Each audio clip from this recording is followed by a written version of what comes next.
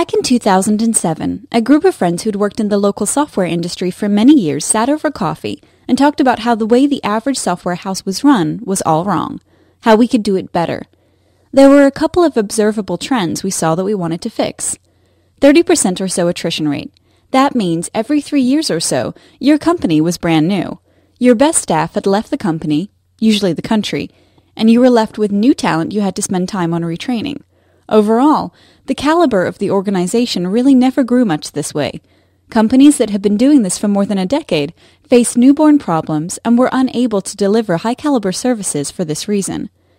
This meant companies spent a lot on their management workforce.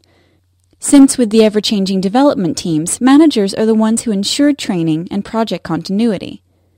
30 to 80% sales costs. Most of the software houses here are offshore units of on-site companies based out of the US, EU, etc., i.e., if they sold their business at $30 an hour, they were being paid $8 an hour on average for their work. The average employee utilization of resources for offshore companies is about 50%. This means half the year the employee is being paid a salary, but his work is not billable to the client. This happens because there are no projects. He just takes 2 hours to do 1 hour of work because he's learning or because he's waiting on something from the client. The contractor industry in Pakistan is almost non-existent. Those that are available are generally unreliable and show a very low degree of responsibility. This means that the only choice a company has is to hire permanent employees. These employees are promised forever, a fallacy at best. Most companies have variable demand in red. Some days they have work for 50 people, and other days 20. The fluctuation goes on all around the year. Companies staff permanent employees to cover for expected peak demand, the blue line. This means that all the time they are under the blue line, they're paying their staff for doing nothing. The maximum profitability for a company would be to staff at the green line and hire contractors for the rest of the work. This is why a healthy contractor market exists in the US and most mature markets. Companies can pay them higher because they gain an overall efficiency, and contractors make more because the same employer has a diminishing return on the skills of the consultant, and he's better off serving several customers rather than just one. So the concept of allied consultants was born, an employee-owned company of really good technologists who really love what they do and get paid really well to do it. Our goal was to come up with the sustainable model to double the average income a consultant can earn. 5 years in business, 15 current clients, and some 60-odd projects delivered. I think we've got it. To understand how we're different, you have to understand how the typical software house is financially structured. For every $100 a company earns, about $30 goes to the sales guy for bringing this work in. This is generally higher than this because the key salesperson is also the owner of the company, so there's really no consequence or accountability to taking this any higher. About 30% goes to your company's VPs, directors, managers, TLs.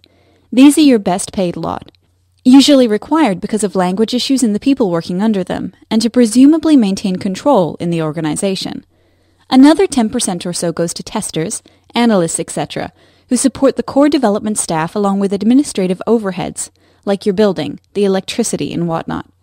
What you're left with is some money you can give to you or to your developers. Of course, you can't give everything you have left at this stage to the developers since the $100 we started with actually came from a project. You don't always have projects for everyone, so some money is separated out for the bad times for your employees, what we call employee reserves. These reserves are not allocated to any one person in particular, and 90% of the companies have no specific policy mandating them to spend this money on their employees if things go wrong.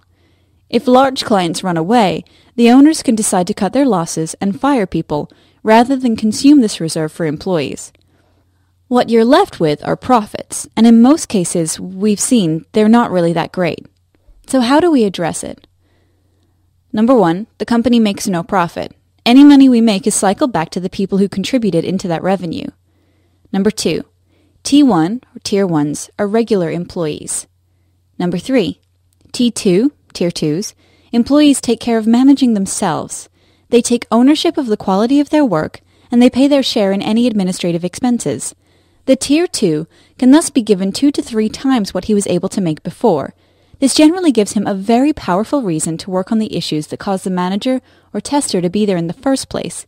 For example, improve their communication, improve their planning and leadership skills, etc. Number 4. T3, Tier 3s, bring in business. When you bring in business, you get to keep the whole thing. The company demands no share of it. Details of each of these are available at the following link. So it is in every sense your company. It's your work.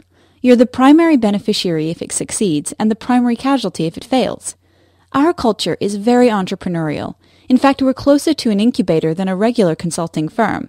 Companies' growth, and ultimate society's growth, comes from the net entrepreneurship they can grow and retain within the company. We're very confident that we literally have gone as far as possible to achieving that. If you're someone who's entrepreneurial, independent-minded, and love what they do, get in touch with us and tell us what you think your potential is.